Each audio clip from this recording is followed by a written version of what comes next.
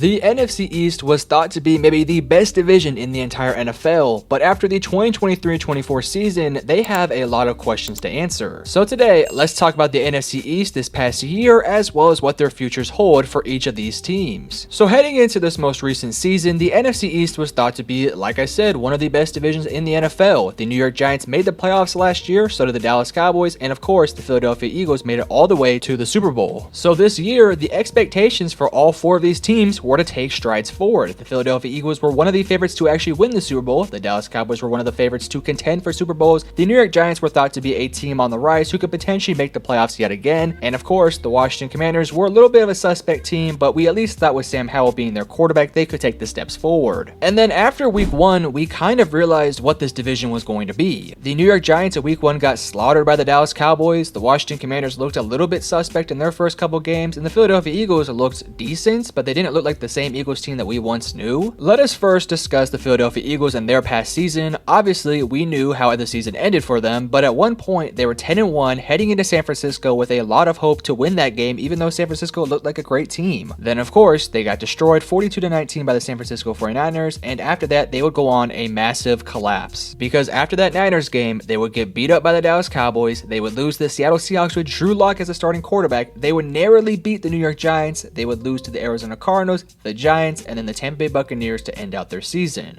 And this is the same Philadelphia Eagles team that just last year made it to the damn Super Bowl. Now, I said coming into this year that I did not think the Philadelphia Eagles were the favorites to win the Super Bowl because I did have question marks with their head coach, their offensive coordinator, their defensive coordinator, and the replacements replacing those guys they lost on the defense. But with that being said, I thought the talent on this team was still good enough to be better than a first round exit. But that's just one part of the puzzle in the NFC East. Next, let's talk about the New York Giants. Because despite the fact that they seemingly got better getting guys like Darren Waller in the offseason, they would start the year off 1-5, and of course, would basically rest Daniel Jones the rest of the season with an injury. And the rest is kind of history. They would go on to win 6 games, with their best stretch of games being against the Commanders, Patriots, and then the Packers. And outside of those handful of games they did win, there was not a lot of bright spots for this team. And unfortunately for the New York Giants, this comes just 1 year away from them making the playoffs and actually winning a playoff game. The New York Giants were thought to be a team on the rise, but what ended up happening was they would end up falling off a cliff. Yet again, another NFC East team that we thought was on the rise that would end up falling off a cliff. Speaking of falling off a cliff, let's talk about the Dallas Cowboys. Because all things seem to be a smooth sailing ship for the Dallas Cowboys heading into the wild card weekend. They won the division, they had a really good record, and things were going good for them. It didn't really matter they got blew up by the San Francisco 49ers and blew up by the Buffalo Bills and lost a narrow game against the Miami Dolphins. They made the playoffs and had a good chance of making it to the NFC Championship game. And to add on to the hope the Dallas Cowboys faithful had, they were going up against a Green Bay Packers team that all year long wasn't playing that good. Sure, they hit their stride in the back half of the season, but there was a reason why they snuck into the playoffs in the last moment. So Dallas had every reason to feel confident. It was a home field matchup against a first-year starter, and then, of course, the unthinkable happened. They lost with a score of 48-32 and got embarrassed at home. So everything seemed smooth sailing despite a couple setbacks, and then in the wild card, per usual, the Dallas Cowboys flunked.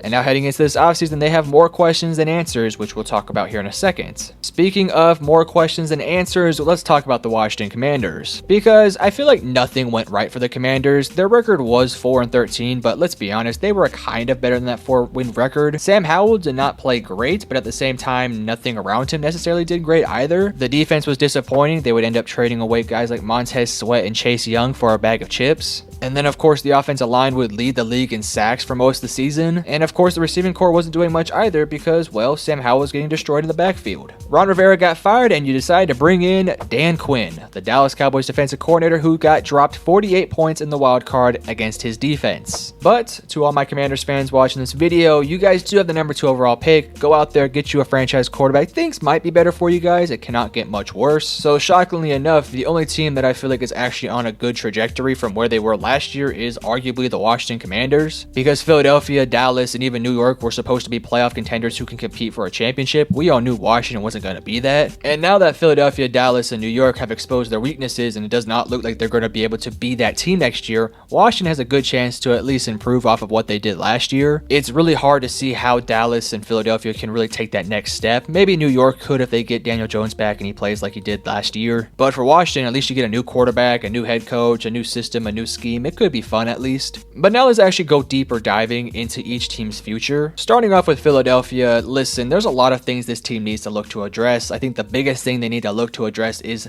offensive coordinator, defensive coordinator, and of course, the defensive pieces. Because I think there's a lot of good things on this roster. Obviously, Jalen Hurts, AJ Brown, Devontae Smith, the good offensive line. But when you look at everything else, there's not a lot of good things going on with the coaching staff as well as some pieces on the defense. Your defensive line is good, but you need linebackers, you need safeties, and your secondary as a whole is pretty garbage and old. And you do have your first round pick, but unfortunately, it's going to be in the mid-20s, so you're not going to get a premier talent unless a guy like Terran Arnold falls, which did so happen in my most recent mock draft. Go check that out. But for Philadelphia's sake, it's going to be very hard to fix all your holes with very limited solutions for your problems. They don't have a ton of cap space. Sure, they could cut a couple guys and let a couple guys walk, but I don't know if they have enough cap space to go out there and get some big name guys. They also don't have enough draft capital to seriously make huge adjustments like they did last year when they had a top 10 pick. Like, I know everyone loves the Jalen Carter pick, and I do think long term that was the right pick, but could you imagine if they took Christian Gonzalez last year, how that secondary would have looked different this year? I'm not saying they're regretting the Jalen Carter pick, but I'm just kind of throwing that idea in your head. But as a whole, they need linebacker help, they need secondary help, they also need coaching help. And I don't like the hires of Kellen Moore or Vic Fangio. If you want to hear more about that, I'll ping up my video right now on that discussion. To kind of keep things short, I don't like Kellen Moore. I don't think he fits what Jalen Hurts does, and I think Vic Fangio is not really an improvement over Sean Desai. I think it's kind of a lot more of the same, but maybe a slight improvement from what it was. The good thing about Vic Fangio is that he is experienced and he knows how to adjust. Sean Desai wasn't really like that. But going back to Kellen Moore, I'm just not a big fan of it. Again, you guys can check that video out for more details on that. I think for Jalen Hurts and his development as a quarterback, I think you want to get somebody who's within the realm of what Shane Steichen was doing, and I don't think Kellen Moore is that guy. So for Philadelphia, I don't really see where this team is going long term. Could they be better next year? 1000%. But me personally, I just don't see the road for them to go back to that Super Bowl right now, given how good San Francisco is. Now let's discuss Dallas, because Dallas, in my opinion, still has a chance to be very good. It just happens to be, what can they do in the playoffs? Last year, their offense was fun. It was exciting. It ran through CeeDee Lamb, and that was great up until the playoffs. Because when it matters most, Dak Prescott and CeeDee Lamb just do not have that connection. And that was proven in games like Buffalo, proven in games like San Francisco, and of course, the wildcard matchup. Your three biggest tests this year, you failed all three of them with flying colors. Again, let's not dismiss what Dallas had going for them. They had every advantage in the book, yet they got blown out. They had an MVP level quarterback. They had an offensive player of the year receiver. They had a defensive player of the year defensive lineman. They had a top 10 defense, a top 10 O-line, home field advantage. But the one thing they didn't have when they needed it most was good coaching. And you want to know who does have good coaching? San Francisco,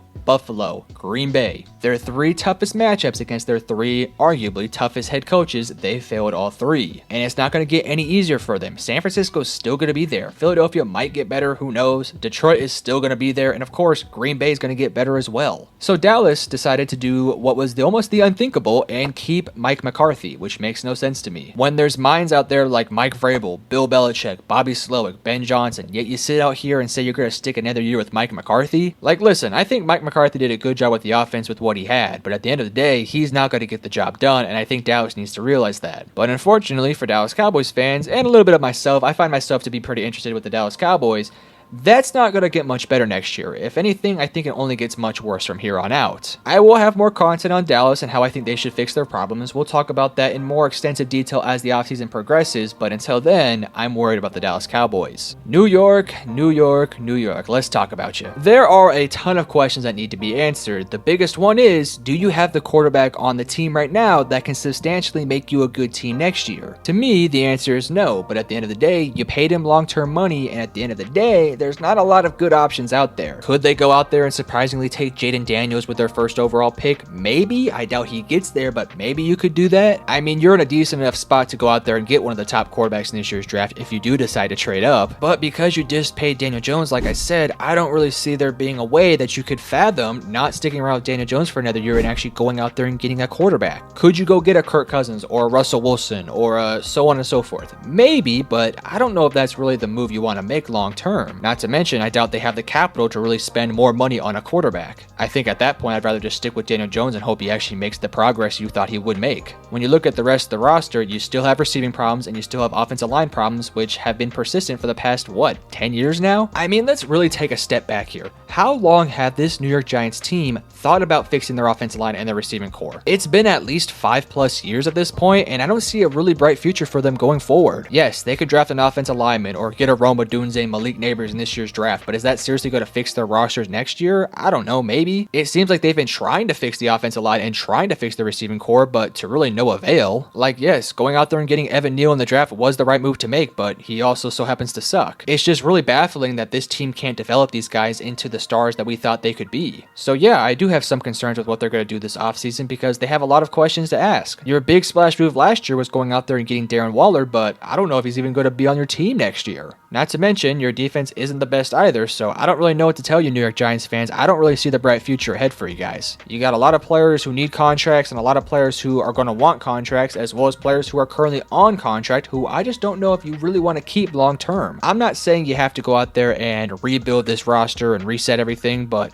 I would suggest maybe a soft reboot. How you do that, I don't know right now. I'll probably have more videos of them this offseason discussing how I would personally fix their teams, but it is questionable right now. Lastly, we have the Washington Commanders, and I'll just get this out the way. I'm not a huge fan of the Dan Quinn hire. I'm also not a big fan of some of the moves they made. I do like Cliff Kingsbury to be your offensive coordinator. I do think he's a good offensive mind. By the way, Washington fans, do you guys think that maybe means that Caleb Williams is your future quarterback? I think that would be a nice addition for your offense. It kind of sucks because I do think Sam Howell is a decent quarterback, but I just don't think he's the quarterback for the Washington Commanders. Not necessarily because I think he's a bad quarterback by any means, but it's just a simple fact that you have the number 2 overall pick and you just can't waste that opportunity when there's guys like Drake May and Caleb Williams available. Sam Howell did, in my opinion, good enough to prove that he should be the quarterback next year, but I don't know, with the number 2 pick, I don't think you do that. I wouldn't be shocked if there were several teams who would be interested in Sam Howell to be maybe their starter next year. Let's say, hypothetically, the Las Vegas Raiders don't get a quarterback and they're kind of panicking. Why not trade for Sam Howell? At least he has potential. Again, I don't like the Dan Quinn hire. I think he will go out there and improve that defense, but by how much, I'm not sure. This is a Commanders team that I do see a general direction they're going for, at least. Moving on from guys like Montez Sweat and Chase Young and getting what you got for them was definitely the right move.